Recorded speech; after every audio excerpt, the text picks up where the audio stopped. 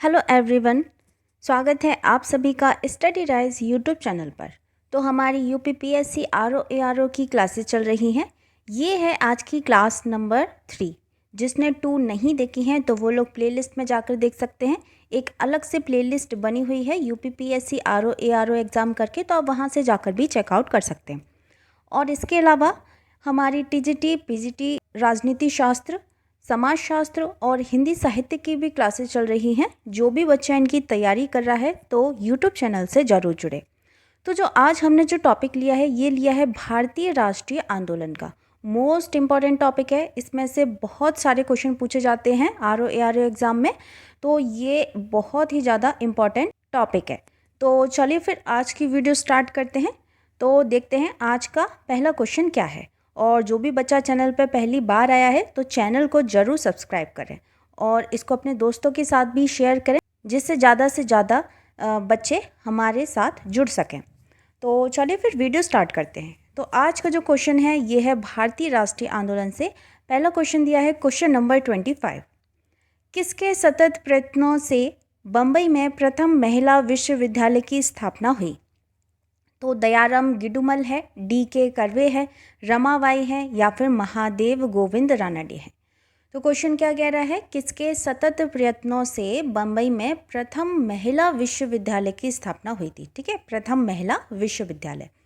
तो देखिए इसमें जो राइट आंसर है ये हो जाएगा ऑप्शन नंबर बी। इसमें सही हो जाएगा। कौन सा हो जाएगा? ऑप्शन नंबर बी, यानी कि DK कर्वे। तो DK कर्वे के प्रयत्नों से बम्बई में प्रथम महिला विश्वविद्यालय की स्थापना हुई थी। ये महाराष्ट्र के समाज सुधारक एवं सामाजिक कार्यकर्ता थे। इन्होंने विधवाओं के उत्थान के लिए विधवा विवाह प्रतिबंध निवारक मंडली की भी स्थापना की थी।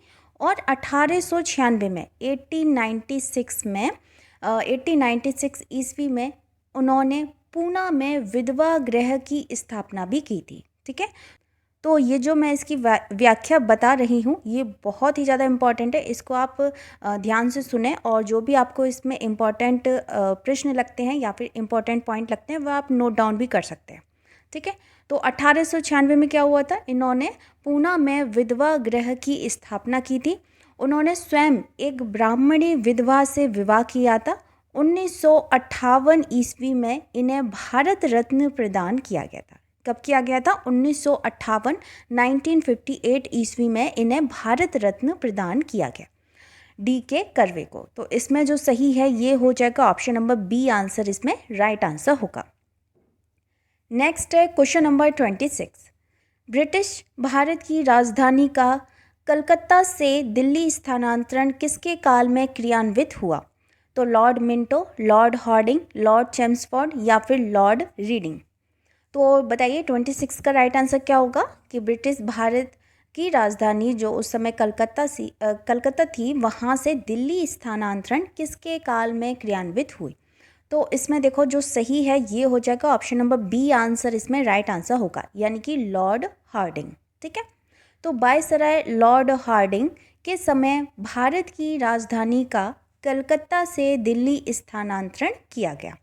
वायसराय लॉर्ड हार्डिंग ने 1911 में 1911 ईस्वी में जॉर्ज पंचम एवं महारानी मैरी को भारत बुलाया तथा दिल्ली में भव्य दरबार का आयोजन किया, जिसे दिल्ली दरबार द्वितीय के नाम से जाना जाता है। ठीक है, और इसी दरबार में बंगाल विभाजन को रद्द कर दिया गया तथा राजधानी के स्थानांतरण की घोषणा की गई।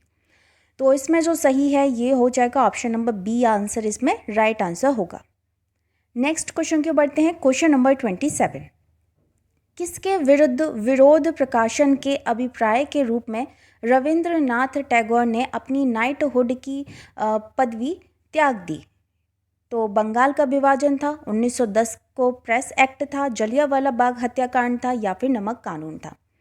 तो किसके विरोध में या विरुद्ध विरोध में जो रविन्द्रनाथ टैगोर थे उन्होंने जो अपनी जो पदवी हासिल की थी नाइटहुड की, वह त्याग दी थी। तो ये था option number C, Jallianwala Bagh हत्याकांड। ठीक है, ये कब हुआ था? ये हुआ था 13 अप्रैल 1919 में। 13 अप्रैल 1919 को जलियांवाला बाग नरसंहार की हृदय विदारक घटना के बाद रविंद्रनाथ टैगोर ने ब्रिटिश सरकार द्वारा प्रदान की गई नाइटहुड की उपाधि उन्होंने वापस कर दी थी। ठीक है, तो इस पर जो सही है ये हो जाएगा ऑप्शन नंबर सी, आंसर इसमें राइट आंसर होगा। नेक्स्ट है क्वेश्चन नंबर 28। किसने शचीन्द्र सन्याल द्वारा स्थापित हिंदुस्तान रिपब्लिक एसोसिएशन का नाम बदलकर हिंदुस्तान सोशलिस्ट रिपब्लिक एसोसिएशन कर दिया था? तो रास बिहारी बोस, बटुकेश्वर दत्त, सरदार भगत सिंह या फिर चंद्रशेखर आज़ाद। तो किसने शचीन्द्र सन्याल द्वारा स्थापित हिंदुस्तान रिपब्लिक एसोसिएशन का नाम बदलकर क्या कर दिया गया? हिंदुस्तान सोशलिस्ट रिपब्लिक एसोसिएशन कर दिया गया। तो ये किसने किया था? ये किया था चंद्रशेखर आज़ाद ने। तो चंद्रशेखर आज़ाद के नेतृत्व में अगस्त 1928 ईस्वी में दिल्ली के फिरोज शाह कोटला मैदान में हिंदुस्तान रिपब्लिक एसोसिएशन का नाम बदलकर क्या कर दिया गया? हिंदुस्तान सोशलिस्ट रिपब्लिक एसोसिएशन कर दिया गया था। इसका मुख्य उद्देश्य भारत में समाजवादी गणतंत्रवादी राज्य की स्थापना करना था। ठीक है, ये जो था ना हिंदुस्तान सोशलिस्ट रिपब्लिक एसोसिएशन, इसका मुख्य उद्देश्य ये था कि भारत में समाजवादी गणतंत्रवादी राज्य की स्थापना करना था। तो इसमें जो सही है ये हो जाएगा ऑप्शन नंबर डी, आंसर इसमें राइट आंसर होगा। अगले प्रश्न की ओर बढ़ते हैं, क्वेश्चन नंबर 29। निम्नलिखित में से काकोरी कांड से जुड़ा कौन क्रांतिकारी मुकदमे से बच निकला था? तो सचिंद्रनाथ बख्शी, मुकुंदी लाल, चंद्रशेखर आज़ाद या फिर मनमथ नाथ गुप्त। तो देखो, काकोरी कांड से जुड़ा कौन क्रांतिकारी मुकदमे से बच निकला? तो ये इसमें क्या हो जाएगा? ऑप्शन नंबर सी, इसमें चंद्रशेखर आज़ाद राइट आंसर होगा। तो देखो, हुआ यूँ था कि अक्टूबर 1924 में सचिंद्र सान्याल, राम प्रसाद बिस्मिल तथा चंद्रशेखर आज़ाद ने कानपुर में क्रांतिकारी संस्था हिंदुस्तान रिपब्लिक एसोसिएशन की स्थापना की थी। ठीक है, फिर उसके बाद इस संस्था द्वारा 9 अगस्त 1925 को उत्तर रेलवे के लखनऊ सहारनपुर संभाग के काकोरी नामक स्थान पर 8 down Saharanpur Lucknow passenger train में कार्रवाई कर सरकारी खजाना लूटा गया और यही घटना क्या कहलाई? काकोरी घटना भी कहलाती है। ठीक है, यह घटना काकोरी कार्रवाई के नाम से प्रसिद्ध हुई। अब इस घटना में 29 क्रांतिकारियों को गिरफ्तार किया गया, जिसमें कौन कौन थे? राम प्रसाद बिस्मिल, अशफाक उल्लाह, रोशन लाल तथा राजेंद्र लाहिड़ी को फांसी हुई, जबकि जो चंद्रशेखर आज़ाद थे ये फरार हो गए। ठीक है, ये फरार हो गए, चंद्रशेखर आज़ाद ये फरार हो गए। हिंदुस्तान रिपब्लिक एसोसिएशन के यही एकमात्र सदस्य थे जो कभी पुलिस के गिरफ्त में नहीं आए। अंत में 27 फरवरी 1931 को इलाहाबाद में अल्फ्रेड पार्क में ये स्वयं को गोली मारकर इन्होंने अपने प्राणों की आहुति दी थी। ठीक है, तो इसमें जो सही है ये हो जाएगा ऑप्शन नंबर सी, आंसर इसमें राइट आंसर होगा। अब नेक्स्ट है क्वेश्चन नंबर 30। निम्नलिखित में से किस क्रांतिकारी की फांसी गोरखपुर जेल में हुई थी? तो राम प्रसाद बिस्मिल, राजेंद्र लाहिड़ी, रोशन सिंह या फिर अशफाक उल्लाह खां। तो निम्नलिखित में से किस क्रांतिकारी की फांसी गोरखपुर जेल में हुई थी? तो ये हुई थी राम प्रसाद बिस्मिल की। किसकी हुई थी? राम प्रसाद बिस्मिल की हुई थी। तो काकोरी कार्रवाई ये 9 अगस्त 1925 में 9 अगस्त 1925 ईस्वी में घटित हुई। इस घटना में कुल कितने भारतीय क्रांतिकारी पकड़े गए? तो ये पकड़े गए 29। ठीक है, कितने पकड़े गए? 29 भारतीय क्रांतिकारी पकड़े गए। इसमें कौन कौन शामिल था? राम प्रसाद बिस्मिल, अशफाक उल्लाह खां, रोशन सिंह, राजेंद्र लाहिड़ी और भी कई थे। उन पर मुकदमा चलाकर उनको फांसी दे दी गई। अच्छा, इनमें जो राम प्रसाद बिस्मिल जी थे इनको फांसी गोरखपुर जेल में दी गई, राजेंद्र लाहिड़ी को गोंडा में और रोशन सिंह को इलाहाबाद प्रयागराज में तथा अशफाक उल्लाह खां को अयोध्या में फांसी दी गई। सबको अलग अलग फांसी दी गई थी। ठीक है, तो गोरखपुर में किसको दी गई? तो ये दी गई राम प्रसाद बिस्मिल को। अच्छा, राजेंद्र लाहिड़ी को कहाँ दी गई? तो ये दी गई गोंडा में। ठीक है। रोशन सिंह को कहाँ दी गई, तो ये दी गई इलाहाबाद, जो अभी प्रयागराज है वहाँ दी गई। अच्छा, और ये बचे अशफाक उल्ला खां, इनको कहाँ दी गई, तो ये दी गई अयोध्या में। ठीक, तो इसमें जो सही है ये हो जाएगा ऑप्शन नंबर ए आंसर, इसमें राइट आंसर होगा। अच्छा, अगला है क्वेश्चन नंबर 31। एकमात्र भारतीय गवर्नर जनरल थे, तो कौन थे? सी राजगोपालाचारी, पदावी सीतारमैया, राजेंद्र प्रसाद या फिर सरदार वल्लभ भाई पटेल। तो एकमात्र भारतीय गवर्नर जनरल कौन थे, तो ये थे सी राजगोपालाचारी। कौन थे? सी राजगोपालाचारी।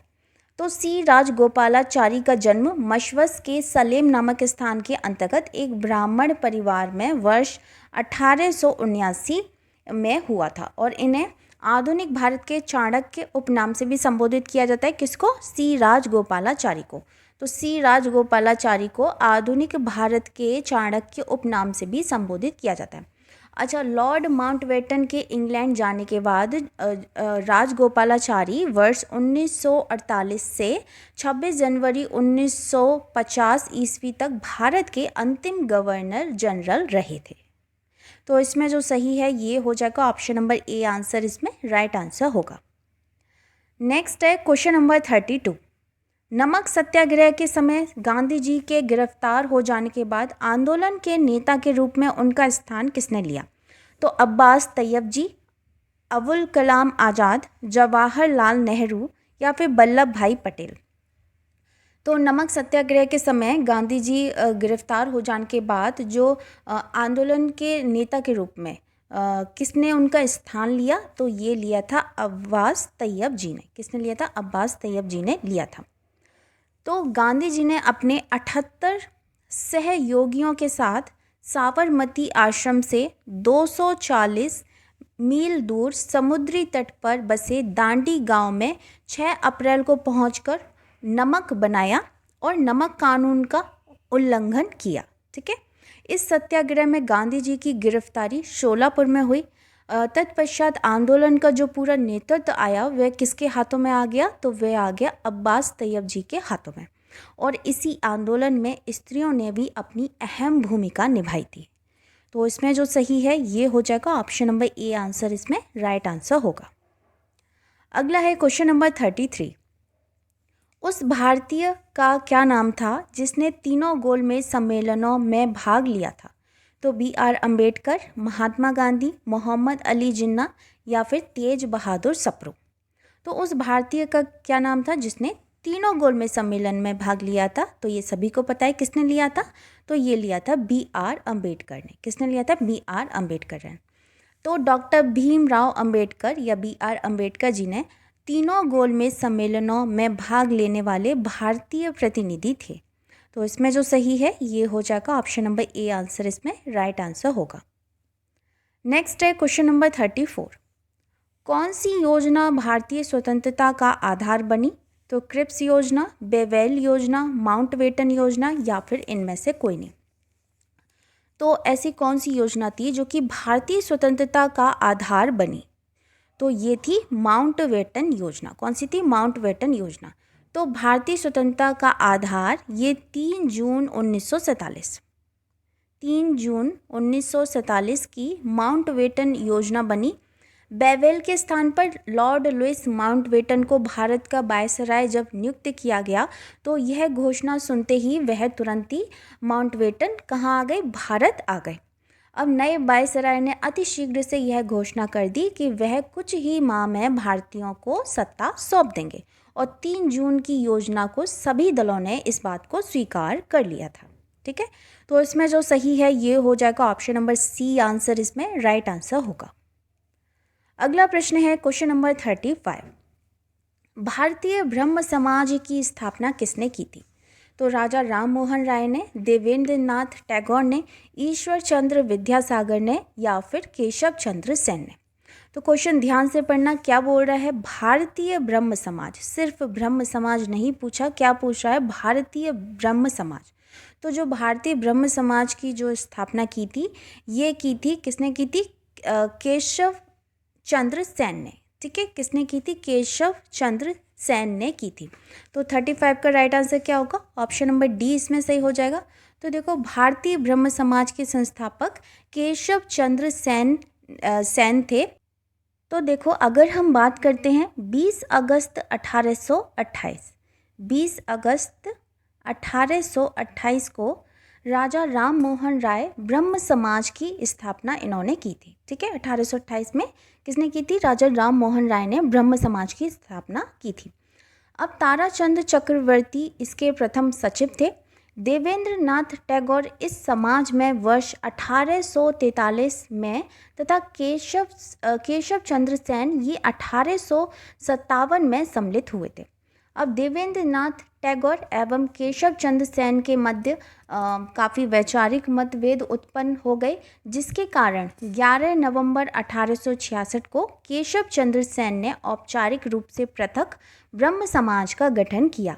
तो इसका जो नामकरण जो हुआ वह हुआ था भारतीय ब्रह्म समाज। ठीक है, भारतीय ब्रह्म समाज किया गया, या फिर इसको नवीन ब्रह्म समाज भी नाम दिया गया। तो इसमें क्या हो जाएगा राइट आंसर? ये हो जाएगा option number D, Keshav Chandra Sen. पूछा जाए भारतीय ब्रह्म समाज की स्थापना किसने की थी या फिर नवीन ब्रह्म समाज की स्थापना किसने की थी, तो ये की थी option number D, Keshav Chandra Sen ने की थी। अच्छा, अगला है क्वेश्चन नंबर 36। निम्नलिखित में से किसने भारत सरकार अधिनियम 1935 को गुलामी का अधिकार पत्र कहा था? तो जवाहरलाल नेहरू, M.A. जिन्ना, डॉक्टर राजेंद्र प्रसाद या फिर मौलाना अबुल कलाम आज़ाद। तो किसने भारत सरकार अधिनियम 1935 को गुलामी का अधिकार पत्र कहा था? तो ये किसने कहा था? ये कहा था ऑप्शन नंबर ए, जवाहरलाल नेहरू ने। किसने कहा था? जवाहरलाल नेहरू ने कहा था। तो पंडित जवाहरलाल नेहरू ने भारत सरकार अधिनियम 1935 को गुलामी का अधिकार या फिर दास्ता का आज्ञा पत्र बताते हुए उसकी कठोर आलोचना की। ब्रिटिश शासन पूरे इतिहास में वर्ष 1935 का अधिनियम सबसे लंबा चौड़ा प्रलेख था। इसमें 14 भाग 321 धाराएं, ठीक है, 321 धाराएं और 10 अनुसूचियां थीं। तो इसमें क्या हो जाएगा राइट आंसर? ऑप्शन नंबर ए, जवाहरलाल नेहरू इसमें राइट आंसर होगा। नेक्स्ट है क्वेश्चन नंबर 37। भारतीय राष्ट्रीय कांग्रेस का वर्ष 1885 में महासचिव कौन था? तो A.O. ह्यूम, दादा भाई नौरोजी, W.C. बनर्जी या फिर फिरोज शाह मेहता। तो भारतीय राष्ट्रीय कांग्रेस का वर्ष 1885 में महासचिव कौन था? तो ये थे ऑप्शन नंबर ए, A.O. ह्यूम। तो भारतीय राष्ट्रीय कांग्रेस के 1885 ईस्वी में जो महासचिव थे या सचिव थे वे कौन थे? A.O. ह्यूम थे। इन्होंने ही कांग्रेस का गठन किया। W.C. बनर्जी ये 1885 ईस्वी में कांग्रेस के प्रथम अधिवेशन के अध्यक्ष थे। ठीक है, जो प्रथम अधिवेशन हुआ था उसके ये अध्यक्ष थे, W.C. बनर्जी प्रथम अधिवेशन के अध्यक्ष थे। इसका जो पहला अधिवेशन हुआ था ये हुआ था 28 दिसंबर 1885 में। कब हुआ था? 28 दिसंबर 1885 में बम्बई में स्थित गोकुल दास तेजपाल संस्कृत विद्यालय में आयोजित किया गया। इसको पूरा याद रखना है। सबसे प्रथम अधिवेशन किसने किया? W.C. बनर्जी। और कब किया था पहला अधिवेशन? 28 दिसंबर 1885 को। कहाँ पर हुआ था? बम्बई में स्थित गोकुल दास तेजपाल संस्कृत विद्यालय में आयोजित किया गया। तो इसमें 3-4 बातें हैं, ये याद कर लेनी है। तो इसमें जो सही है ये हो जाएगा ऑप्शन नंबर ए, आंसर इसमें राइट आंसर होगा। नेक्स्ट है क्वेश्चन नंबर 38। कथन कारण वाला प्रश्न दिया गया है। तो कथन बोल रहा है कांग्रेस ने साइमन कमीशन का बहिष्कार किया था। ठीक है, कांग्रेस ने साइमन कमीशन का बहिष्कार किया था। साइमन, अब इसका कारण है साइमन कमीशन में एक भी सदस्य भारतीय नहीं था। तो सही बात है ना, ए तथा आर दोनों सही हैं और आर ए की सही व्याख्या भी कर रहा है। तो प्रश्नगत कथन और कारण दोनों सही हैं तथा कारण कथन की व्याख्या कर रहा है। साइमन कमीशन गो बैक, इसका नारा किसने दिया था? तो ये दिया था लाला लाजपत राय ने। साइमन कमीशन गो बैक का नारा किसने दिया था? लाला लाजपत राय ने दिया था। और कांग्रेस पार्टी और मुस्लिम लीग ने इस आयोग का बहिष्कार भी किया था, क्योंकि जो इसमें जो साइमन कमीशन था उसमें जो भारतीय सदस्य एक भी नहीं था। तो देखो साइमन कमीशन के सदस्य कौन कौन थे? तो जॉन साइमन थे, क्लीमेंट एटली था, हैरी लेवी लॉसन था, एडवर्ड सेसिल जॉर्ज था, बर्नर हॉटशम था और जॉर्ज रिचर्ड लैन था, डोनाल्ड स्टर्लिन पामर था। तो इसमें सभी में देखा जाए तो ये सारे ब्रिटिश वाले थे, सभी सदस्य ब्रिटिश के थे, अतः इसे श्वेत कमीशन भी कहा गया। क्या कहा गया? श्वेत कमीशन भी कहा गया, श्वेत कमीशन भी कहा गया। तो इसमें राइट आंसर क्या होगा? ऑप्शन नंबर ए हो जाएगा। ए तथा आर दोनों सही हैं और आर एक की सही व्याख्या भी कर रहा है। अच्छा, अगले प्रश्न की ओर बढ़ते हैं। क्वेश्चन नंबर 39, निम्नलिखित में से किस आंदोलन के साथ अरुणा आसफ अली जुड़ी थी? तो असहयोग आंदोलन था, सविनय अवज्ञा आंदोलन था, वैयक्तिक सत्याग्रह था या फिर भारत छोड़ो आंदोलन था? तो इसमें क्या हो जाएगा राइट आंसर? जो अरुणा आसिफ अली थी वह किस आंदोलन के साथ जुड़ी थी? तो ये जुड़ी थी ऑप्शन नंबर डी, भारत छोड़ो आंदोलन के साथ, भारत छोड़ो आंदोलन के साथ। तो अरुणा आसिफ अली प्रसिद्ध भारतीय स्वतंत्रता सेनानी थी। उन्हें वर्ष 1942 में भारत छोड़ो आंदोलन के दौरान मुंबई के ग्वालियर टैंक मैदान में कांग्रेस का झंडा फहराने के लिए हमेशा याद किया जाएगा। अरुणा आसफ अली, उषा मेहता, जयप्रकाश नारायण, राम मनोहर लोहिया, ये सभी कांग्रेस के वे सभी बड़े नेताओं की गिरफ्तारी के बाद भूमिगत रहकर वर्ष 1942 के भारत छोड़ो आंदोलन का इन सभी ने नेतृत्व किया था। तो इसमें जो सही है ये हो जाएगा ऑप्शन नंबर डी, आंसर इसमें राइट आंसर होगा। नेक्स्ट है क्वेश्चन नंबर 40, बी.डी. सावरकर द्वारा स्थापित गुप्त संगठन का नाम क्या था? तो युगांतर समिति था, अनुशीलन समिति था, हिंदुस्तान रिपब्लिक एसोसिएशन था या फिर अभिनव भारत था? तो बी.डी. सावरकर यानी कि विनायक दामोदर सावरकर, इनके द्वारा जो स्थापित गुप्त संगठन था उसका नाम क्या था? तो ये था अभिनव भारत। क्या था? अभिनव भारत। तो विनायक दामोदर सावरकर द्वारा 1899 ईस्वी में स्थापित मित्र मेला, ठीक है, मित्र मेला ही वर्ष 1904 में एक गुप्त सभा अभिनव भारत में परिवर्तित हो गया। सबसे पहले क्या नाम था? ये कब हुआ था? 1899 में। उसका नाम क्या था? मित्र मेला। फिर उसके बाद 1904 में इसका नाम बदल के क्या कर दिया गया? अभिनव भारत नाम कर दिया गया, ठीक है, उसमें परिवर्तित हो गया। तो अभिनव भारत की शाखाएं ये महाराष्ट्र के अलावा कर्नाटक और मध्य प्रदेश में स्थापित की गई थी। तो इसमें जो सही है ये हो जाएगा ऑप्शन नंबर डी, आंसर इसमें राइट आंसर होगा, ऑप्शन नंबर डी। अच्छा, अगला है क्वेश्चन नंबर 41, भारतीय राष्ट्रीय कांग्रेस के वर्ष 1946 में मेरठ में आयोजित अधिवेशन की अध्यक्षता किसने की थी? तो जे.बी. कृपलानी ने, मौलाना अबुल कलाम आज़ाद ने, डॉक्टर राजेंद्र प्रसाद ने या फिर पी पट्टाभी सीतारमैया ने? तो भारतीय राष्ट्रीय कांग्रेस के वर्ष 1946 में मेरठ में आयोजित अधिवेशन की अध्यक्षता किसने की थी? तो ये की थी जे.बी. कृपलानी ने। किसने की थी? जे.बी. कृपलानी ने की थी। अच्छा, ये कौन सा अधिवेशन था? तो ये था अंतिम अधिवेशन था, यानी कि 55वां अधिवेशन था। तो भारतीय राष्ट्रीय कांग्रेस का यह 55वां अधिवेशन तथा आज़ादी के समय का अंतिम अधिवेशन 1946 में मेरठ में आयोजित अधिवेशन वर्ष की अध्यक्षता आचार्य जे.बी. कृपलानी ने की थी, ठीक है। तो 1947 को तो आज़ादी हो गया था, उससे एक साल पहले 1946 में ये अंतिम अधिवेशन था। और ये कौन सा था? ये था 55वां अधिवेशन, 55वां अधिवेशन ये था, ठीक है। तो इसमें कौन थे? तो ये थे जे.बी. कृपलानी। इसमें सही आंसर हो जाएगा ऑप्शन नंबर ए। नेक्स्ट है question number 42, India from Curzon to Nehru and after का लेखक कौन है? दुर्गादास है, बेब मिलर हैं, फ्रैंक मोरेंस हैं या फिर लुइस फिशर है? तो India from Curzon to Nehru and after का लेखक कौन है? तो ये है ऑप्शन नंबर ए, दुर्गादास। कौन है? Option number A, Durgadas. तो India from Curzon to Nehru and after नामक पुस्तक के लेखक कौन है? दुर्गादास हैं। सही आंसर है इसमें ऑप्शन नंबर ए। तो दोस्तों, ये थी आज की वीडियो अगर आपको पसंद आती है तो वीडियो को लाइक कमेंट शेयर ज़रूर करें, और जो भी बच्चा चैनल पर पहली बार आया है तो चैनल को ज़रूर सब्सक्राइब करें और इसको अपने दोस्तों के साथ ज़रूर शेयर करें, जिससे कि ज़्यादा से ज़्यादा बच्चे हम तक जुड़ सकें। मिलते हैं फिर बहुत जल्द नेक्स्ट वीडियो में नेक्स्ट टॉपिक के साथ। जो अगला जो टॉपिक होगा ये हमारा भारतीय संविधान एवं राज्य व्यवस्था से होगा। तो इसमें से भी काफ़ी क्वेश्चन देखने को मिलते हैं, काफ़ी क्वेश्चन पूछे जाते हैं और इसमें कथन कारण वाले ज़्यादा प्रश्न पूछे गए थे। तो वह सभी हम नेक्स्ट वीडियो में कंप्लीट करेंगे। ठीक है, मिलते हैं नेक्स्ट वीडियो में। तब तक के लिए थैंक यू सो मच।